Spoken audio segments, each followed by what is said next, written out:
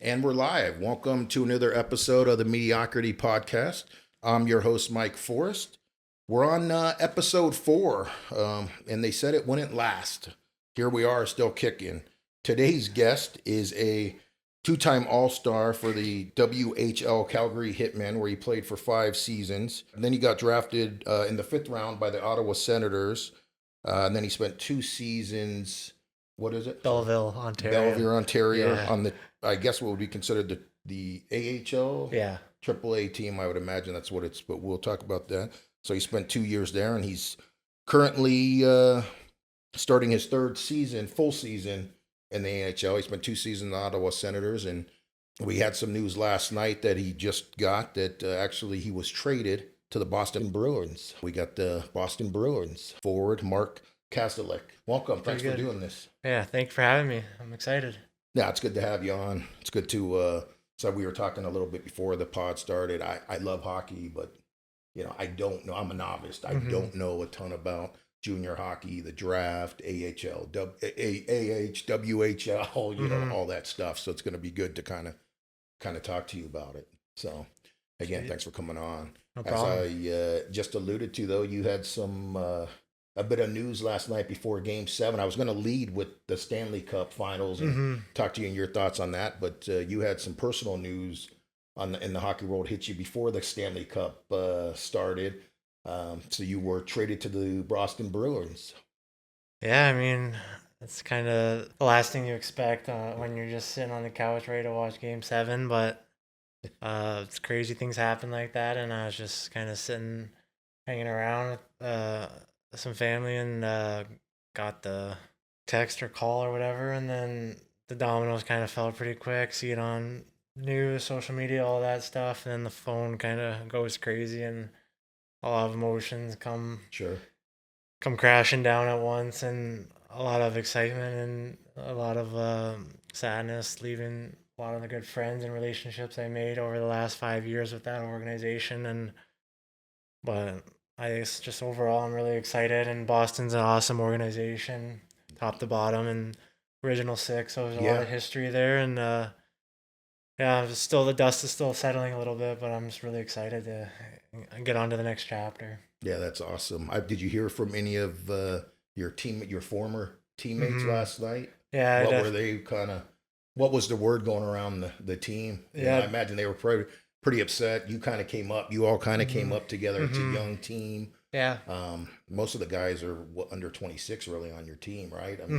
Yeah, we were definitely a younger group relatively to the rest of the league, and a lot of those guys I got drafted with or came up from Belleville with, like that type of stuff. So you obviously get really close with the guys, and you make it to the top together. And there was definitely a couple sad texts being passed around, and my old teammates now, I guess it's weird to say, but were great with reaching out and wishing me the best of luck. And it's a tough time in the middle of summer when you can't really see them or say goodbyes, but the texts go a long way and mean a lot. And definitely some guys on the team who you're super close with, and you're gonna miss hanging out with them all the time and going to dinner. And but it means a lot for me to hear them give me some kind words and how much they're gonna miss me and just stuff like that. And but it's part of the business, and that's it. Kind of just rocked my world because it's the first time it's ever happened, and there's a lot of guys that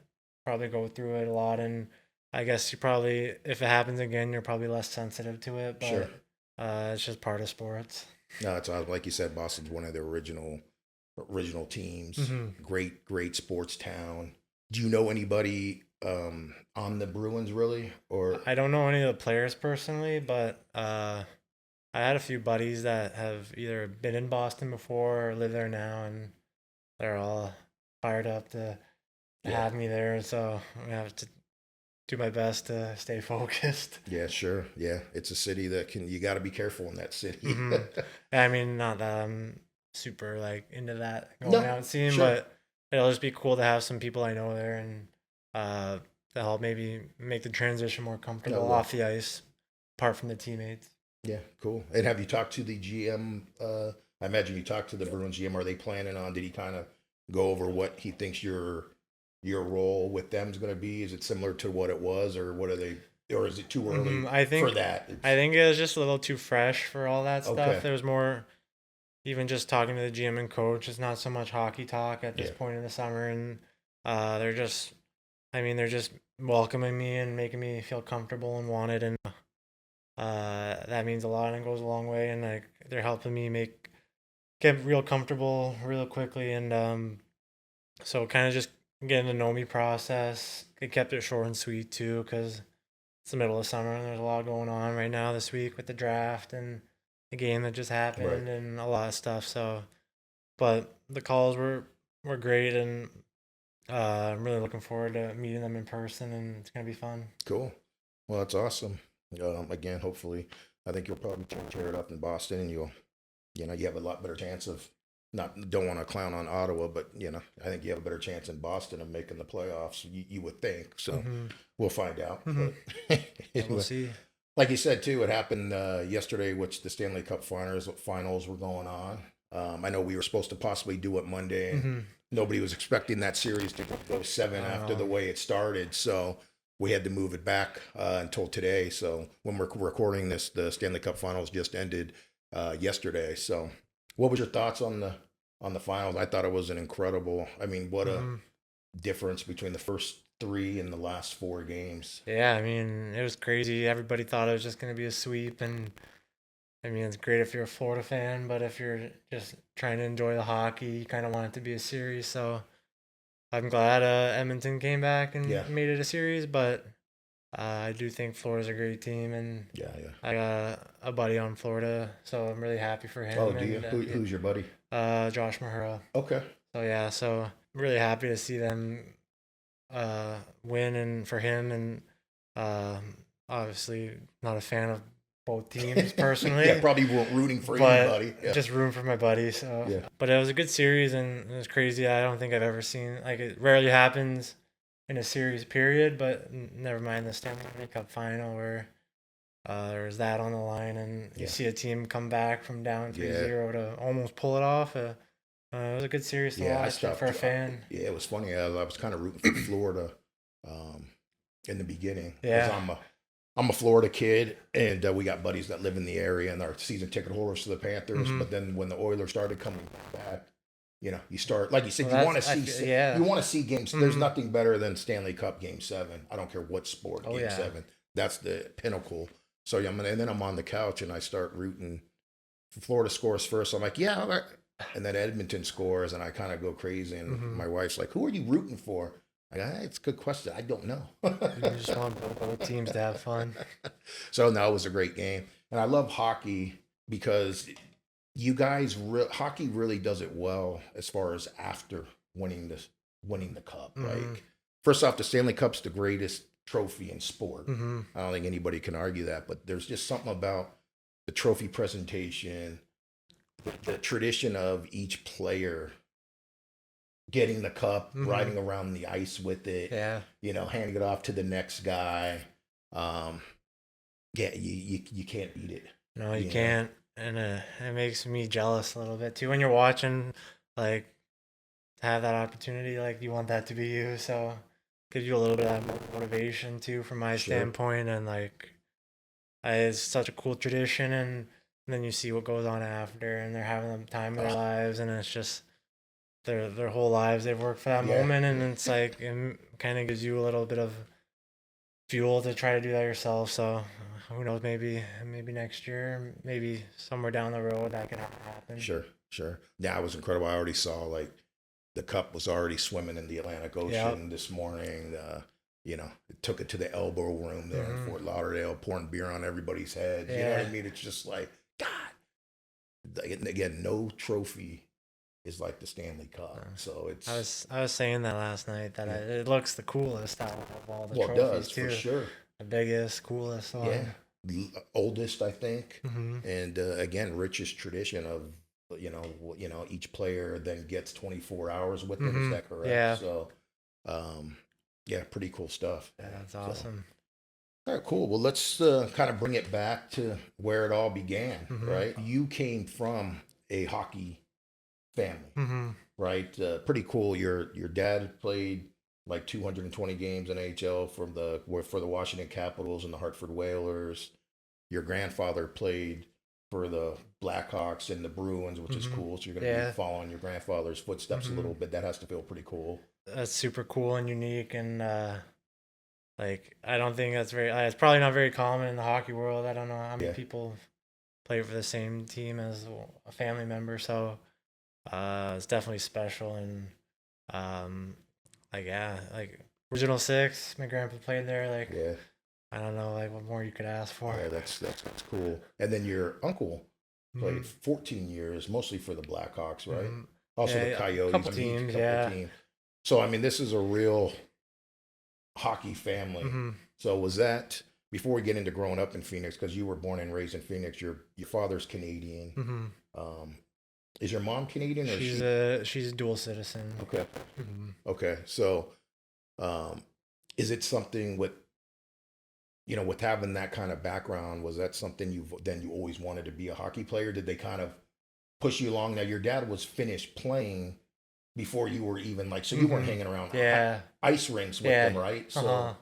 But yeah, I think I don't even like honestly remember how my upbringing was. yeah, I don't like some kids have that moment where they're like, my dad put my skates on me and I went on the outdoor rink and that was the end of it. But I think I was probably scared at first to even skate. I feel like in my head, if I remember correctly, like we just went to public skating to start, and like I was on his shoulders or something, and then somewhere along the line, I must have fell in love with it. But I think I just enjoyed playing on the street with like my buddies, and then eventually like starting off like minor hockey, like low level, and yeah. working my way up, and um, but I don't have that one moment where I like remember vividly Remember what it? Yeah. happened. But Again, like because I think I you're think obviously with the background I have, like my parents must have like said try this or something sure. like that because I don't think I just picked up a stick on Yeah, my right. own.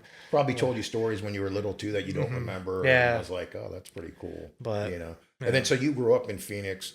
So I think your dad, one of his last spots was for the Phoenix Roadrunners, yeah. Roadrunners, right? So is that how you did he? But then he ended up, I think, going over to Europe to Hmm. finish out his career. You guys stayed here, or like, how did you become? Essentially, how were you born Yeah, and raised and stayed in yeah, Phoenix? I think so I have like three older sisters and Okay, I wasn't even born yet, I don't think, and my dad finished playing over here and then went over to Slovenia where he's like has some family history there. He's Slovenian a little bit and uh I think my mom like they had played for the Roadrunners and my sisters were starting school, so it was a lot to like kind of keep bouncing around, and so I think they kind of just started to settle here because my sisters were starting to already go to school, and I think if they had it their way, they would probably have gone back to Ontario where all the family is sure. still to this day. But somehow I think they just stuck here, and I ended up being born, and then I guess there's no going Never back. left. Yeah. Yeah. Now was the I went to ASU. I came out here in God, I think '94, and it wasn't a big, it wasn't a big hockey Hmm. spot, right? The Yeah. desert. It wasn't. I didn't see tons of um, junior stuff and little league, Hmm. if you will. So how was the scene when you were growing up? Were there a lot of teams to play for? Was it, you know what I mean? Like, how Yeah. did that? I think growing up at like when I first started, you kind of just start in like house league they call it. So it's like it's not even travel. You just play like there's like five teams that play out of the one rink and you just play each other for a little summer league or something. And Sure. then probably my first travel team I played for was the Phoenix Polar Bears out of the Chandler Polar Ice they used to call Okay. it, which is now the Ice Den. And even back then there was not a lot of teams. I think the teams names kind of changed, but at the most there's maybe two to three competitive teams in the area. Okay. Yeah. And so and then I guess each level I started to progress, like the competition kind of starts to move farther. So then I went and played in Tempe at the old Oceanside Ice Arena, which they tore down for that for 2 years, and then eventually made my way up to Scottsdale and played for the Yeah. Junior At the Coyotes. old ice den. Yeah, the Ice Den right there. So, but like you said, not a lot of like teams to play for back then. I still think even now there's a couple of competitive teams from Arizona, but I think that it's growing very Sure. quickly, and the And I think interest in hockey and the like academies that are starting to pop up, and like kids go to school, like they go to the practice, workout, whatever. So it's changed a lot since I started, but it's pretty cool to see. yeah, and the talent pool's getting Hmm. getting better, right? Oh Like yeah. there's, I mean, you've obviously you've come from the junior Coyotes. I think Austin Hmm. Matthews, Yeah, he played there right, a little bit, I think, early on, and played there then the for Bobcats are another team, and that was pretty big a while ago, and now it's like Sun Devils, Junior Coyotes. Like there's okay, Junior Sun Devils now, which is but Phoenix is yeah. starting to put some. Hmm. Phoenix and Scottsdale are starting to put some boys in the NHL. So it has gotten better. Yeah, there's a lot of kids now. Like I always remember too, like 5, 6 years ago in the summer, it was always hard to find like guys to skate with that are like solid players. Like I feel like, and now You mean like for your that's like off pretty easy. season? Yeah, like for Okay, off season skating, and like now like there's so many good junior college and like pro guys that spend summers here, so it's not hard to find good ice anymore. oh that's good. Yeah, I read somewhere. So you started playing some tournaments, and then you went to a tournament in Canada, Hmm. right? When you were like 14, Yeah. in Edmonton. Hmm. And is that kind of when you saw like, okay, this is a different level? Like, when did you kind of go, well, the talent pool possibly in Phoenix isn't quite good enough yet to get me to what I want to Yeah. do, or get me to the next level? I think like if it had it my way, like my way, that we would combine the two teams in Arizona, and we would have like a pretty solid team. But I don't know, like there was a lot of like I don't know if you call it like politics in hockey, but So like there's politics in we every little had league. two teams that if we had put together, we'd have a solid Yeah. team. That tournament you're alluding to, like I remember going up there, and I'm pretty sure we got pumped every game by the Canadian teams until the last one, and then but that's where you like kind of you see like that's where I think I got like scouted by the junior teams that I end up getting drafted by. So it's like good exposure that way, and everybody in that tournament was like getting drafted to junior, and like Okay. as Canadian kids, that's their dream. But as like us US guys, like for most of us, everybody's like wants to go college, and so it was a cool like experience for us to go up into that atmosphere and like kind of talk to some scouts and whatever, like get our foot in the door up there and see that like a different side of things. So in Canada, junior hockey's kind of the next big thing, right? You can grow up Hmm. playing, I don't know what you call it, what Yeah, like whatever, yeah, little minor league, hockey or minor whatever. hockey, Yeah. little league, whatever it's called. And then if you're good enough, you get put on a junior team over there, Hmm. which is what all the Canadian kids That's want to like a do. lot of like now colleges where you got the two options, and that's always the big debate which one's better route. But I think like as a Canadian kid, like growing up in a small town or whatever, you just want to make it to a junior team, and that's like for a lot of people like that's like if you did that like You were have you were successful. successful there. You Yeah. have some stories to Uh-huh. tell. Yeah. But for American guys, the junior, because junior hockey's kind of new, especially for kids playing in Arizona. Hmm. You think most of the kids look the college route Yeah. first. And so like the way to explain it, like there's the Canadian Junior Hockey League, which is like the route I took, and then after that, you kind of you're like hoping to get drafted in the NHL and go turn pro, and if you don't, then you go to the college Canadian Okay. route. But then if you're like an American kid trying, your goal is like NCAA D1 or whatever level, you go to like the U.S. Junior League, which is there's a couple of them. From the U.S. Junior League, you go to college and then try to turn pro or Okay. turn pro type thing. It's like there's a lot of like levels to the Yeah. game, but like that's probably like the simplest way I could Okay. put it. Cool. Because like I said, before I was talking to you, I love hockey. Mhm. Don't don't really know a whole lot about Mhm. any of it. You mentioned you got noticed from scouts in that tournament when you were, I think, 14. You ended up then getting drafted by the Calgary Hitmen, Yeah. kind of from that Mhm. tournament. Yeah, Is that partially that tournament, and then there's like a showcase in Anaheim I remember going to where okay? kids from all the Southwest go there and they make teams, and then all the scouts are there from all the junior teams. So And how old were you when you got drafted in the Four, WHL? 14. Oh, you were 14. Yeah. Okay. And then you didn't go over there though until you were 16. Yeah. So So how like does that work? I think like you can't physically like after the draft you have to play another year of minor hockey before you can even go over there.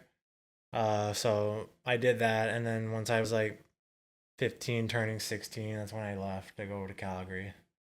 And so you decided to take that route. Was there any second guessing of maybe trying to stick around and play in hockey? Like, were you hearing from any college coaches at the time? Did any Uh, schools did you like grow up wanting to maybe play for any schools? like very like like minimally I was hearing from like college teams, but I'd also like pretty much the second I got drafted, like I was sold and I signed like my WHL contract, and so that like deters a lot of like Okay. teams from talking to me anyway. So I was kind of already just put all my eggs in that basket because I was my background. Like my dad played Canadian junior. Like I'm a dual citizen. Like I'm Canadian, and Calgary was like an unbelievable city in Canada. So I was like, I'm going there right away. There was no second guessing it. Okay. And you were only 16 at the time, right? When Hmm. you actually made the move to Yeah, Calgary. I was 16, and I was like, I'm just gonna focus on this hockey thing and put like all my effort into that. And if it doesn't work out and I don't make the NHL or pro or whatever, then I can go back to school and do that stuff later. That was my mindset. Yeah, it's crazy. So when you go there, what grade were you in high school? Were you a I was junior? turning like I was junior years when I was there. Okay. So I Do went you, to 2 years in Phoenix High School and and then then left. and then you go to Canada to Yeah, play and then I hockey. Do you just guys go to school? the team actually like, they take a lot of pride in like us graduating and finishing school and stuff. So first year I went there was one school, and then the second year we went to a different school, which was like a sports school, like private sports school, which is actually a great setup. And like, on the way to the Rocky Mountains, and there's just like a lot of hockey teams there. Like everybody at that school plays a sport, and so it was a great setup So for kind of us. like the IMG Yeah, Academy yeah. in So, Florida before the IMG hmm existed. So so the school was like that, and then we were just like the five or six like hitman kids that would just join in. yeah. How was the homesickness though, being all alone at 16? Calgary, I know your family's Canadians Hmm.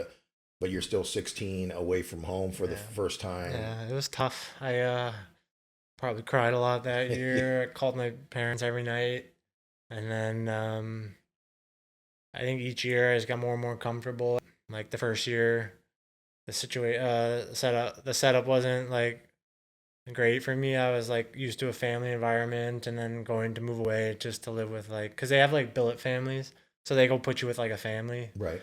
and they host you and stuff and take care of you. And but so the first year my family was just like one lady. So like I'm used to like my family and my Sure. dog and everything. And so then the years following, like I had like a very family environment, and that helped me Yeah, that's good. like get rid of the homesickness a lot. Just getting more comfortable too. Yeah, I can imagine. Had to be tough, especially just living with one lady. You're used to Hmm. three sisters Hmm. and 16, Yeah. freaking wide eyed and fucking bushy tailed. Yeah. Yeah, crazy. What the WHL is junior hockey.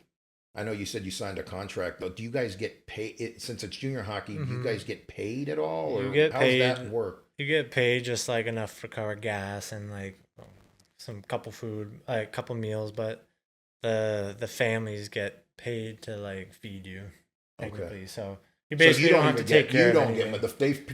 they pay the families to feed you. You Yeah. don't get money for food or You anything. get like a little bit of like pocket change until you're overager. Okay. Then you get a little bit more, which is still not that much.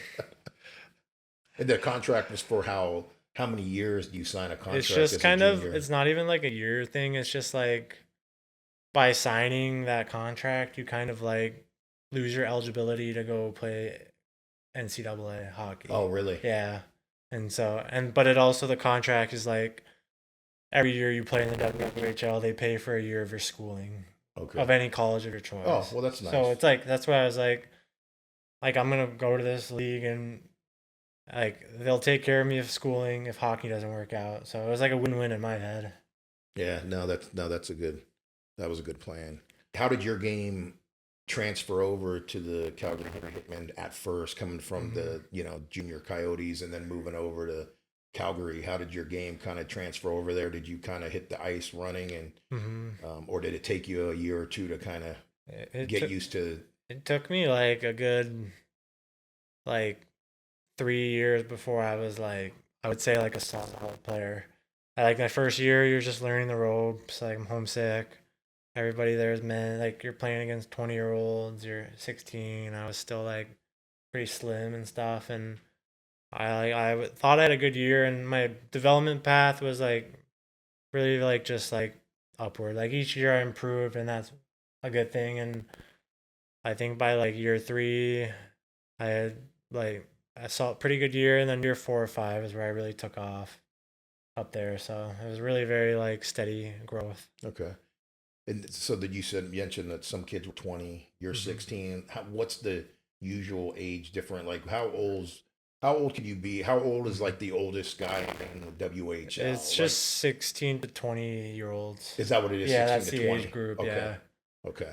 Yeah, I was curious on that. If there's 24-year-olds running I around know. still checking little 16-year-olds that are still growing into the Yeah. into the glass. I've been on the opposite end of the spectrum where I was 20 playing against Yeah, little 16. kids. No wonder you that's how you scored all your goals in the last couple of years, huh? Well, I mean, it helps for sure. No, you had mentioned it took you a few years, but you did end up turning into an all-star, hmm right? You were captain of the team your last couple years there hmm for the Hitmen. How did it feel to wear the C on your chest? I know, again, for me, hockey, the C means more maybe hmm than any other sport. So what was that like being the captain of the team? Yeah, it's really cool. Like, it's cool to talk about this too, because I don't really ever think about this that much anymore. Yeah, And so it kind of takes me back to like the emotions and stuff of it. But it was really cool to wear the C. Like, I've never been like a captain of anything in my life. And like, I'm actually like a pretty quiet guy. So, like, to get the captaincy more so just because I lead by example was like a huge honor and something that like it felt really good and like helped me grow a lot as a person too because I feel like I took on more responsibility and it made me like just made me a better hockey player I think and I feel like maybe that goes hand in hand with the me having good years and stuff sure. like that because the last 2 years was where I had my most success and like at the same time there was like a lot of guys in my junior locker room that were leaders and I think we all like kind of worked together really well because some guys are more talkative and like my roommate that I before the show we touched on that's coming to visit he was like the more like vocal one and we were very like we balanced each other out really well and it was really special to wear that for that organization too because I was drafted by them and I played all 5 years there so it was Yeah. really cool. So for junior hockey, again, I don't know any of this stuff. Can you get drafted by the NHL after hmm every year of junior hockey, or are you untouchable? I know you said NC2A can't Yeah. touch you. Are you untouchable for the NHL as well the first year or two, or how does hmm that work? So I don't know the exact age, but I would just say I think you pretty much play 2 years before you have the eligibility to get drafted. I think like Okay, two, sometimes three, depending on your birthday. I think so. Like I played 2 years, and then my first year of eligibility, I didn't get drafted, and then you have you have the ability to still get drafted 2 more times.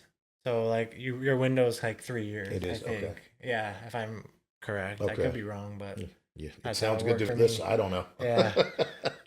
So you didn't get drafted. You said your first year of eligibility. hmm Was that something you were expecting could happen? Yeah, like I mean, I was like on like the rankings or whatever you would call it, like not like more so near the bottom. So I was like hopeful there would be a chance and heard like a few things, but not a ton of like traction. But How many rounds are there in the there NHL? was seven. Is it seven? Okay. Yeah. And so I ended up not getting drafted, but then I go to like a development camp. So they have camps like right after the draft, and they invite guys that don't get drafted too. So I went to San Jose's development camp pretty much right after the draft. I was disappointed I didn't get drafted, but then I was like, oh, still getting an opportunity to go Sure. kind of showcase something to this NHL team, and it was a cool experience. And then the next year, didn't get drafted and didn't get invited to a camp. And you had a better you I had a better year you statistically. statistically you Yeah. were one of the leading goal scorers, right? Like, Well, I think for like your yeah team that especially, right? that's that year. This next year, our team was okay, and but yeah, just that was I think the year that hurt the most because I had improved on the year before, but then I didn't get anything, and then that next year I came back is where I really took off. Does doubt start creeping in your head at all as far Mm, as wow, I've been improving every year. This was my best year statistically, and now I don't. Not only do I not get drafted, I don't even get to go to like one of those camps that yeah, they bring prospects to. I Did you don't. start going? Am I doing the right thing here? I don't know if doubt really crept in just because I think I had my parents are both great with just like keeping me positive, and my grandpa who's since passed was a very positive person, and I had a lot of good people to lean on and to keep me motivated, and was still like very passionate, and I think I kind of just had a mindset that year I got drafted of just that was the year I got named captain and stuff. And I think I was just trying not to think about the draft at all. I think I was just trying to have fun and have a good year, and hopefully the team would have a good year. And I think all of that kind of fell in line. And then the end result was what it was. And getting It drafted. finally got Yeah, drafted in the fifth round. yeah, by not Right. thinking about it almost in a way. Yeah. Loosened you up probably and Yeah. had you play freer, Mm-hmm. So, how was the draft experience? Was it a little different than the couple years Mm-hmm. before? Were you hearing from some teams? Were Yeah. you this year was like, I think I'm definitely going to get drafted, or Yeah, that year I was like, it still wasn't like I'm definitely gonna get drafted feeling, but I was like, at least I talked to like more teams before the draft, which I never had. Like, I actually had like phone calls with teams and filled out some like questionnaires and stuff like that. And I think I'd already had like the other thing too is that year I got drafted, I'd already had like development camp opportunities lined up in case I didn't. So I was like, oh, that has to be kind of a good sign. Like, there's like 5 teams that want me to come to development camp, so maybe I'll get drafted. And then like I didn't go to the draft, and at that point I was kind of like we well, would just most kids go that? Because you probably didn't think you were going to be a first. yeah. For you know if you're going I to be a know like the first round, ballpark, right? yeah. So you probably knew you'd be. What were they kind of? What were you kind of thinking? Fourth to sixth round, I or was thinking like pretty much fifth to seventh, okay, maybe okay, being realistic. yeah. But so I just watched that home with my family and or my parents, and kind of just all of a sudden my agent calls me as I'm watching the TV and I see my name come up, and it was it was Ottawa, and I was like fired up, like let's go.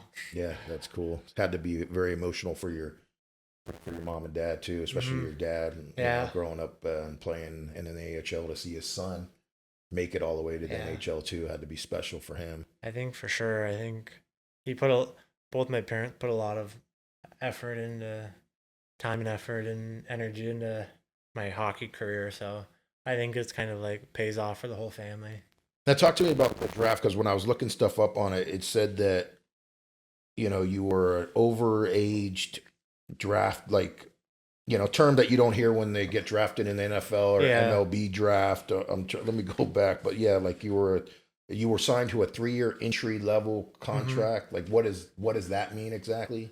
Yeah, so like the overage thing, I didn't get drafted the first year. Your first year eligible, so I think after that they just call you an overager. Like Okay, if you're drafted the second or third go around, you're like an overage draft pick. So then the entry level contract is just like any player that signs their first contract in the NHL. It's entry level contract, which is just 3 years, and then okay, you get your NHL salary or your minor league salary. okay. So that's pretty much that. And I signed that on my birthday, actually, March Oh, that's 11th, cool. 2020. And then the next day, the world shut down.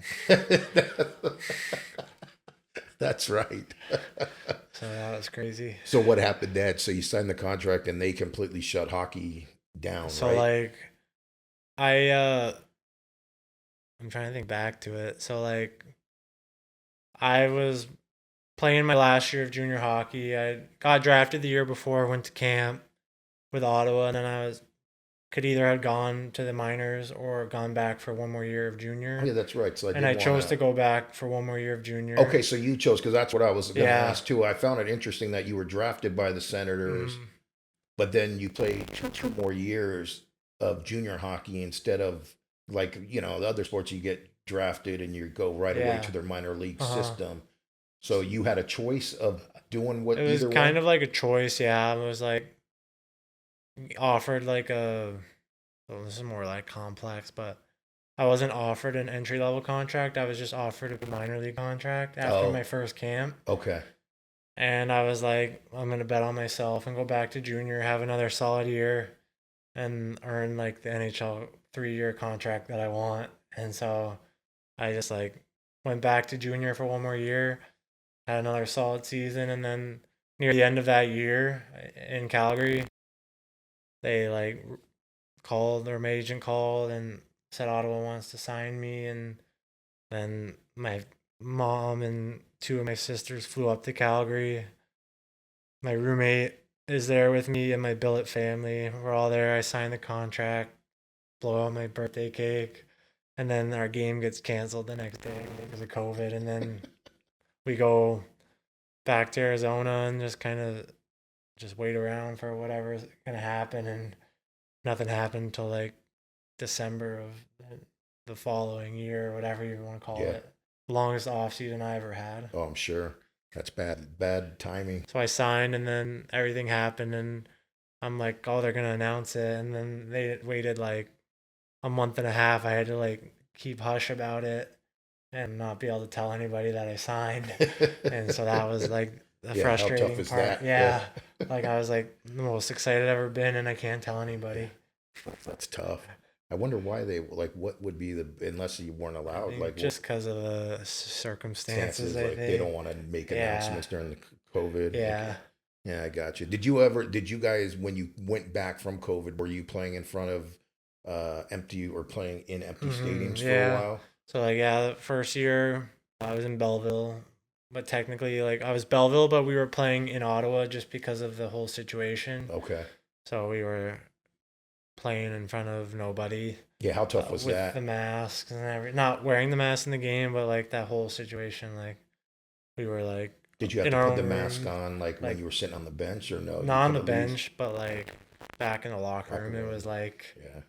like kind of like whatever, but you always like I don't know Yeah. and the rules type stuff. And yeah, it was a crazy time, but yeah, nobody there, and we're playing in like empty 20,000 seat arenas. Yeah, I would think hockey's the. It was weird watching like Major League Baseball playing, Mm-hmm. 40,000 seat places. They were putting cardboard cutout Yeah, pictures of fans as yeah, cardboard cutout. But I'd imagine playing in front of an empty stadium for hockey would be pretty tough because yeah. I got to believe you guys feed on the crowd Mm-hmm. pretty well. Plus, Yeah, just like that's like my first taste of pro hockey, and it's like no yeah, one they there. robbed you. You got robbed of it, right? And you're not probably not really travel. Are you guys traveling We to don't. other? Yeah, we. It was like we played strictly like the same five Canadian teams, like so pretty much everything was like a bus ride compared, and then we fly to Winnipeg, and that was it. But it was probably okay. Get off the bus or the plane, go straight to Yeah. the hotel. Mm-hmm. Can't leave the hotel. Yeah, like Yeah, go to your room type stuff. Like yeah, it was that's tough. crazy. Yeah, kind of took your first big time, major league hockey away from you. Mm-hmm. Yeah, in a way, but it's all good now that Yeah, I everything got works that out. experience now. Sure, sure. So from the AHL, that's the AAA team. So you spent Yeah, 2 years there. yeah, 2 years, two and a half maybe. So like played that COVID year. That was just like a shortened season. I wouldn't even call it like a real season. We played the same five Right. teams, like five times each, and then we went back home after like 4 months for regular summer. then come back to camp again, and then have my first like real like American League season in Belleville, in their Belleville's rink, which is like a smaller town, small rink. But that was like my first real like American Hockey League season, and then Now, do you train at all, like in the preseason? Do you guys train with NHL the guys. NHL Yeah, guys it's as all well? mixed together like Okay. with training camp and stuff, and then they kind of start to like break it apart once like season's close type stuff. So yeah, that first year, like first full season in Belleville, I had my first stint like in January. I got called up, and And so I was kind of up and down that year. how did that call up go? Like, how did they do it? Is there a cool story involved? I know a lot So of baseball guys love to tell their call up story. like Like, how did it?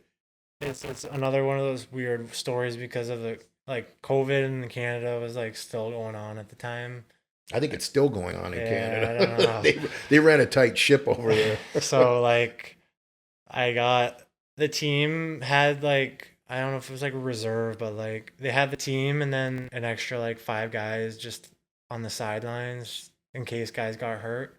And so I'd played the first half of the year in Belleville, and then we were going on our All-Star break in Belleville, so we got to like go home or whatever. And for that All-Star break, they told me that I was gonna go up to Ottawa and just be on the reserve and just like hang around and skate with them and just like kind of whatever. And so I'm up there like soaking it all in. Then Are you excited to hear that news though? I Or was are you super excited. I was okay? like, sweet, like I get to go up to Ottawa and like take it all in and go on the road with the boys and whatever, eat them, fly private and all that stuff. And I'm just soaking it all in, but then like not really expecting to play, not really.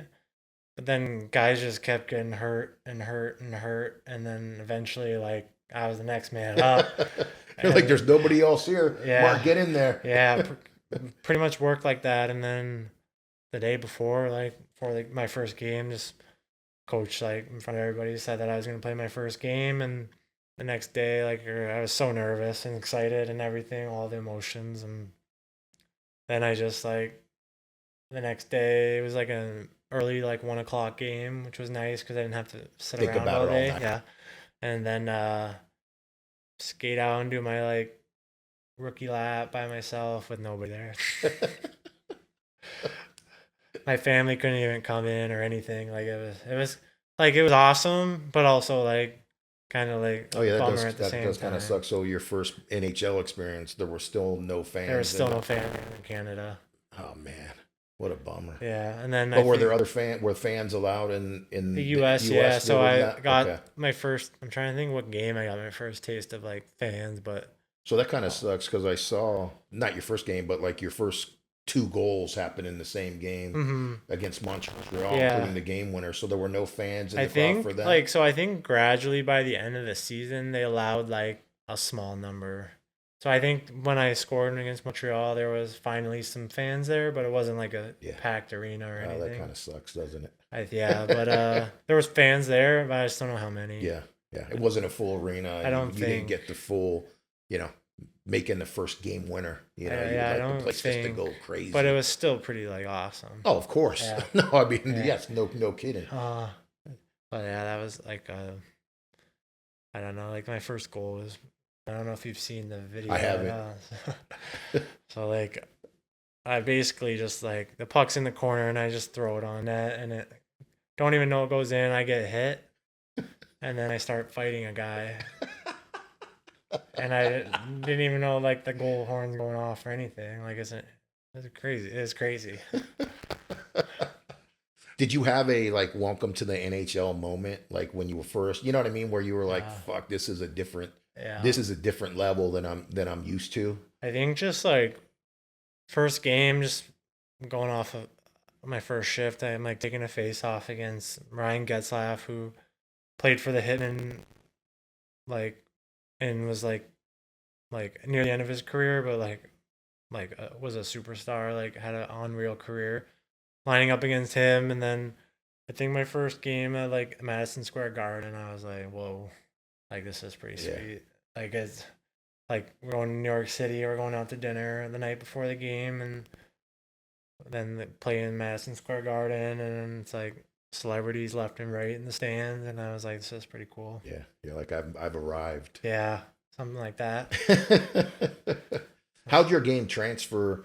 Because when you were in the AHL or WHL, Mm-hmm. and even to an extent when you were in the, the minor league affiliate, you were a goal scorer, Mm-hmm. right? I mean, you scored what, 47 goals one year, Yeah. 38 or whatever. You get to the NHL and you're, I mean, just, like most rookies, you're now what, fourth line, and Mm-hmm. you're not so much a goal scorer, but what was the transition in your game Yeah. wise? I feel like the transition was like at all three levels was kind of the same. So like I go from minor hockey and like scoring, you're the top guy, whatever. Then I go to Calgary and then I'm fourth line, working my way up, penalty killing, and then work my way up to be the guy again. And then you go Belleville, and then you're kind of like back to the bottom. Worked my way up for the 2 years I was there, and like started to produce more my second year when I got called up, and then back to the NHL. Then you're like fourth line, and then that's kind of where you're like where they see you, almost like for not the rest of your career, unless you prove them otherwise. So like I think each level I went to kind of prepared me for that, and everybody wants to be the goal scorer, but at the highest level, not everybody can be the goal scorer. So you have to like find other areas of your game to contribute to show that you're valuable in. So I feel like I was always like a good face-off guy, physical, penalty killer, willing to stick up for my teammates, and those are like things that like That will keep you not a lot around. of guys like to do. So it's like the dirty work type Yeah, stuff, and but there's a role for that in the NHL. of So course. in my head, like if I can do that stuff, like there's a job for me there, and so I take a lot of pride in all that stuff, and I feel like that's what got me my opportunity. But now at the same time, like I want to do what I did at the lower levels and like work my way up if that's possible. If it's not, like I'm more than happy to be like fourth line, hard to play against center in the NHL. But I'm always wanting more out of myself, and I think there's more inside of me that I can show and prove that I can contribute more at the NHL level. And so that's kind of just where my mindset is. And I think I'm putting a lot of work in the off season to try to kind of produce more offense too as well, and kind of surpass people's expectations of me in a way. Were you always a fighter coming up though, or is that something I think. you added to your belt, like you said? Because the more you do, Mm-hmm. the better off Yeah. you are in an organization. The more valuable you are. Looking you up, Mm-hmm. you're not afraid. You're not afraid to Yeah. drop the gloves, man. You're scrapping. And Yeah. do you enjoy it, being that physical and dropping the gloves Mm-hmm. on a regular basis? And again, I wouldn't say you were like a goon or whatever, Yeah. because there are Uh-huh. certain guys. And correct me if I'm wrong. Your dad was somewhat of just a straight scrapper. Yeah, he might be offended.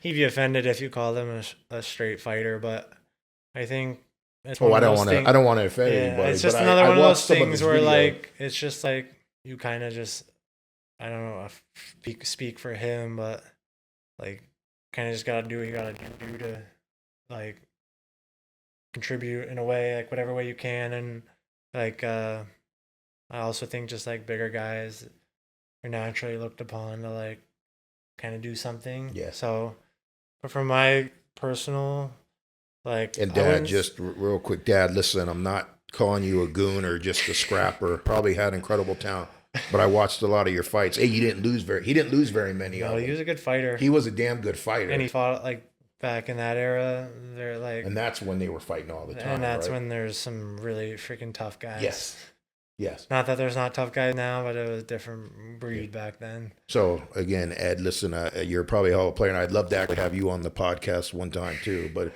anyway, He would so tell a don't. lot of stories, Yeah, that's for sure. I would love it. So But I wouldn't. Anyway, I back to think you. it's like I don't want to say it's like naturally in me. Like I'm very like Yeah, because you're off quiet, the like you ice. said. You're Like off the ice, I'm quiet. I'm like not super confrontational. I'm like chill, laid back.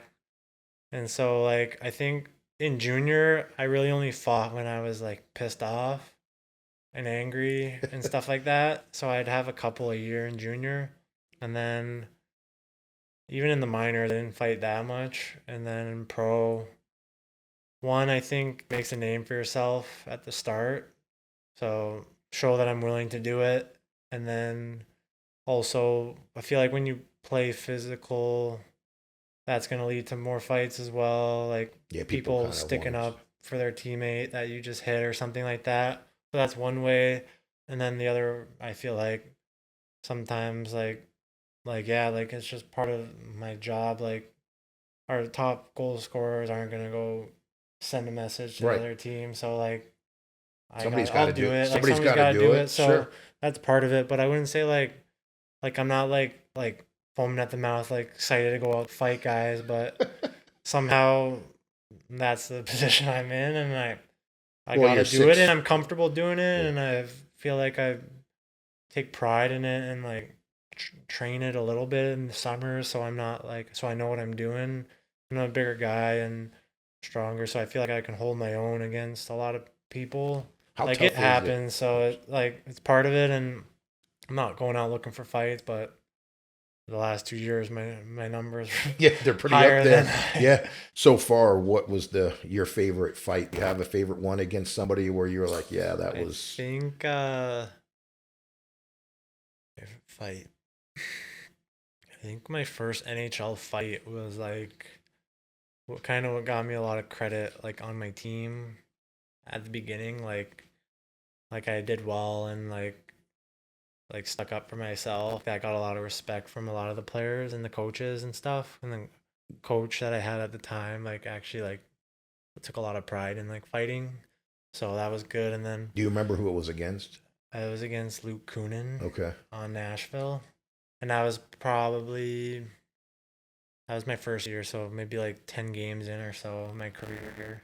And then more recently last year, I fought one of like probably the one of the top 3 toughest guys in the league, who's a big guy, and I will like admit that like I lost the fight, but just like the fact that I like Stood stood up in to there, him like and yeah. stood in there, and like And who was that against? Curtis McDermott Okay.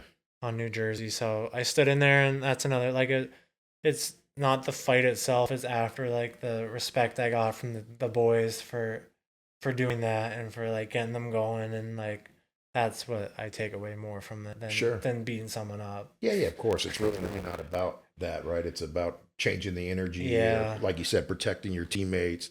And as when you get in as many fights as Hmm. most guys do in high, you're not going to win all of them Yeah, and I anyway. feel like yeah, like you're not gonna win all of them, like you said, and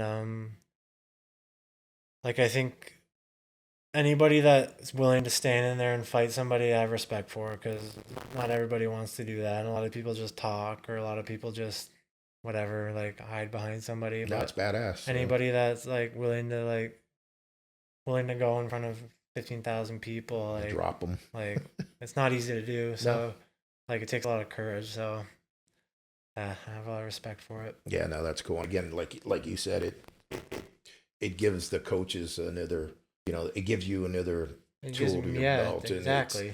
it helps. I know that that kid, what Rampy or whatever for the Hmm. Rangers. Yeah, I mean, the got only reason he stayed up was literally every yeah. time his skate touched the ice, he would fight somebody. Plus it, yeah, just the guys feed off of it, which Yeah. is like if that's all he does, like he did his job. And again, I don't know if he's super skilled or not, but it seems like he was getting in a fight every Yeah, every that's single crazy. game. You know what I mean? Like that's all he was He doing. went through the gauntlet. He fought like toughest guys on every team, like 5 straight games. But again, the Rangers loved it, Uh huh. and they have a spot Now he's a for him, right? Fan favorite. favorite, like Yeah. all that So stuff. that's cool. What do you what's your goals now? As we brought it up in the beginning, now that you're going to Boston, Hmm. um, what are you hoping to to get out of, not out of your career, I shouldn't say that, but change your game a little bit, Hmm. to where you hopefully move up the line? Are you working on anything this Yeah, off season? Um, I think just like my goals. I have a hard time like writing down like numbers, like writing like I want to score 20 goals. Like I don't know. I know that's like what technically for goal setting you're supposed to do, but I feel like I just like one, I want to come into camp like as prepared as I've ever been to make a great first impression.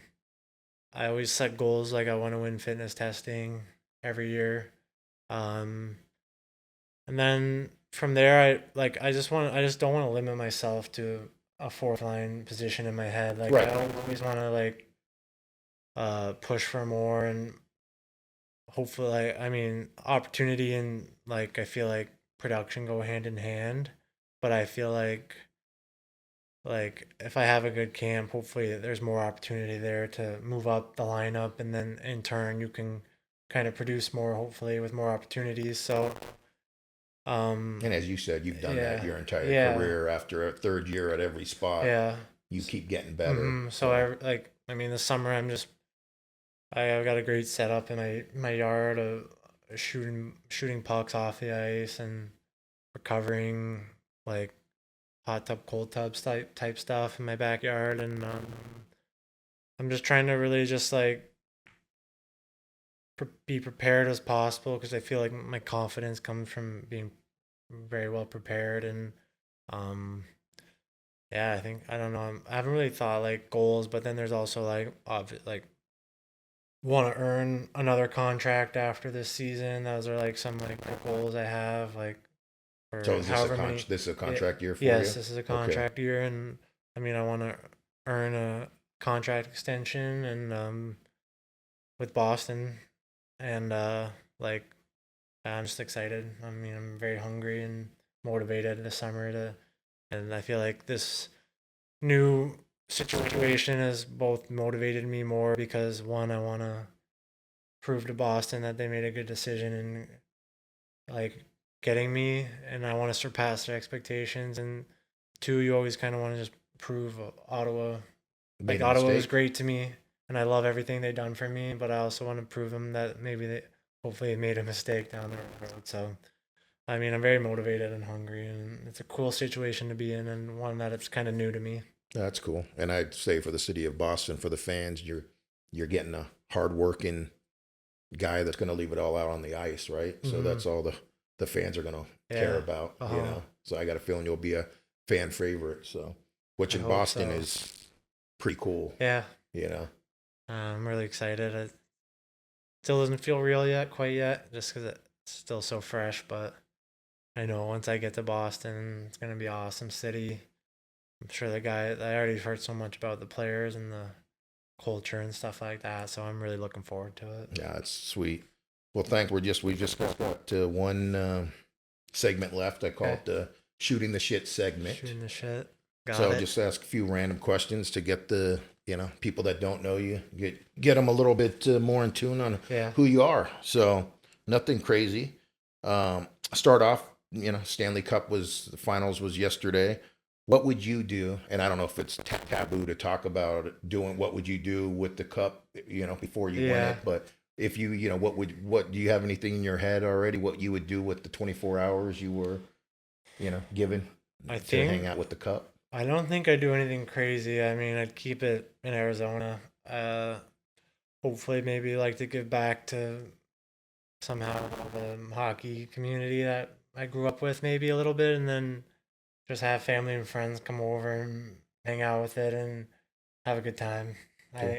I can't, I wouldn't do like take it on a helicopter ride or anything like that. I would just keep it pretty simple. You're not taking it to the club pouring drinks in it or whatever. Yeah, I don't know. I know you said you're not a big drinker. Maybe put guacamole in it and, little chips and yeah, dip. actually, I don't know. I'd put like I'd have like some amount of it for sure. Ice cream or some type of Yeah. dessert. I like my sweets. Okay. Cool. Cool. How about the guy that, off subject, but the guy that's literally his only job is to be with the Stanley Cup Yeah, his every he, day. it's an important job. Isn't that crazy though? Yeah, I'm Like like I think he's been doing like it for 20 years. yeah, I think that's his job. it is his job, and like these next 3 days after the cup, I'm sure he's probably tired because he's got to stay up till 5 a.m. and watch it. Right. But then once it goes, that's the thing. He's got to be at all the parties. Yeah, that's true. He's got to go everywhere, and then he's also got to go once they go. How do you know how far, like when they start giving it to each player for that? I don't know 24 exactly hours? how it works. Okay, Yeah. but he's got to be there for that Yeah, too. they just drive it or fly Boy, it around or whatever. He's in for a busy season, man. Yeah. What a gig! I would love to have that gig. My God, if the Stanley Cup could talk. I'm sure there'd be What- some crazy stuff. What was your favorite stadium to play in the NHL? So far, I'd have to say like MSG. I really liked Vegas. It was pretty like the atmosphere there Yeah. was like a club pretty much, and then like rest in peace Coyotes, but I only got to play in the mullet, but it was in front of friends and family, Yeah. and that was more special to me than anything. What was your favorite city to visit? And how's it work for each? Because you guys are you staying in the city overnight many of the times? Or are you flying? Kind of just depends on like the schedule. We usually always like get there day before, but then sometimes we have back to back. So like sometimes you might not get to see the city very much, but again, that's probably in NYC. New York, yeah. Like it's just the most like I feel like every time we go there, like walk around, walk to Times Square, walk to dinner, like just Yeah, the get restaurants are bites, unbelievable. like, The stuff, energy like- of the city. Yeah, and I also really like Fort Lauderdale, like Florida. Like we stay on the beach down there, so Oh, it's goodness. relaxing. And Nashville's pretty cool too. The Broadway right there. Yeah. Like we had our dad's trip there 1 year or 2 years ago. So like the dads all came on the team plane and went down like Broadway with all of them, and it was really cool. that's It's really cool. fun. Is that a tradition Ottawa does, or I think like a every lot of team teams does have that? like dad's trip, mom's trips, and I've even seen like siblings trips or like stuff, mentors, stuff like that. Oh, that's cool. Cool, really cool tradition. Yeah, that is a great tradition. Again, hockey's got it figured out when it comes to traditions. A player you looked up to as a kid, I think outside of your obviously your Yeah. dad or Mhm. grandfather. my favorite player always growing up was Kopitar on the Kings, Okay. and he's like Slovenian too, which like my dad. So that's part of the reason, and I just always liked the way he played, and he's a big guy, centerman. So I always kind of like just growing up watched his highlights, stuff like that. That's probably my idol, and now I got to play against him, which is cool. Cool. No, that is cool. Yeah, Really? like it's like it's surreal almost, just because your favorite player growing up, but then you gotta play him hard like anybody else now. Can't take it Did you easy. throw down with them? I mean, I didn't play much against him because he's Oh. top line. Oh, and top line, right? Yeah. sometimes, but yeah, it was just cool to watch him. No, that's awesome. Yeah, that's great, man. Who's this isn't I didn't even write this question down, but I'm just curious who you think the best player in the NHL is now. Is it? I mean, everybody says Connor McDavid. Yeah, What- I'd agree. Yeah. What do you think makes him? I mean, I don't watch when the playoffs. I watch, and I mean, he seems like he's on a few of those games. He seems like he's skating out of a rocket Yeah. ship, and the Oh. way he can handle the puck. Mhm. I mean, what makes him great? Like his skating just sets up everything else. Like guys can't like I don't know if keep up's with the word, but it's just like when he's coming at you like that, you just have to back off, and then when you back off, he makes you look silly. So, Yeah. he's a special player, and he's fun to watch. Like no matter who you are, like yeah, he's it's fun to exciting. watch. Yeah. I do think it's a little early to start calling him Gretzky, but Yeah, that's just my opinion. I think I'm it's older. different eras. Different eras, yeah. Who would you take though? If you had to pick one, Gretzky or McDavid, who would you take? I take I don't know. McDavid. Really? I don't know. Okay. I just like it's always that debate. Like their equipment back then stunk, but then like my dad showing me like a video from his game back in the day, and the goalie's like this big, and I'm like, how do you not like the whole net's open? Yeah, yeah. So I don't know. Maybe that's And the maybe athletes are a lot better yeah. nowadays. So it's like probably Okay. comparable. There's like, no wrong answer. yeah. You know, I would say Gretzky, but I don't know anything about Yeah. hockey really, right? I just grew up I watching. just don't want to disrespect anybody. Well, you're not. I don't think you're disrespecting anybody by saying that David over Gretzky, from what I hear. You mentioned you like sweets, but what is your guilty pleasure? Whether it's food, maybe a TV show, you would be embarrassed that people know that you watch, or I actually it's crazy because I'll answer both of those because my sweets are like chocolate chip cookies or like cupcakes. There's this Sprinkles cupcake shop oh yeah, down the sure, street. sure.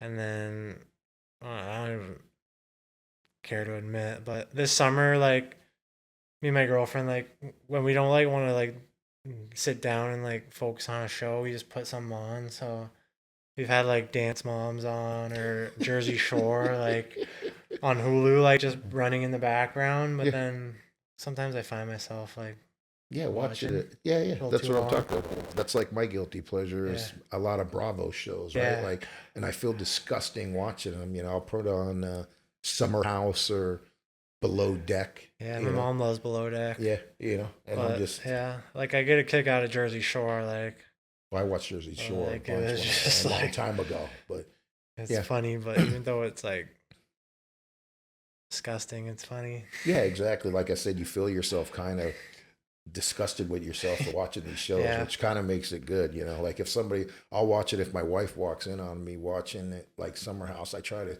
turn it off. I don't know why, but I just feel. Yeah, but And finally, my last question I ask every guest: do you have a great like emergency bathroom situation, or a situation where you have to go to the bathroom, and you're in a kind of precarious situation? Whether, I don't know, maybe you feel like you have to take a shit while you're on the ice or you're playing a game. So do you have anything like that? I personally have not had any close calls. Okay. And that's the truth, and that's me being honest. So you have But an like, iron if we're stomach. just on that topic of stuff, there's a teammate, I won't say who, but took a pretty big one before the game, and that everybody had to go see for their own eyes.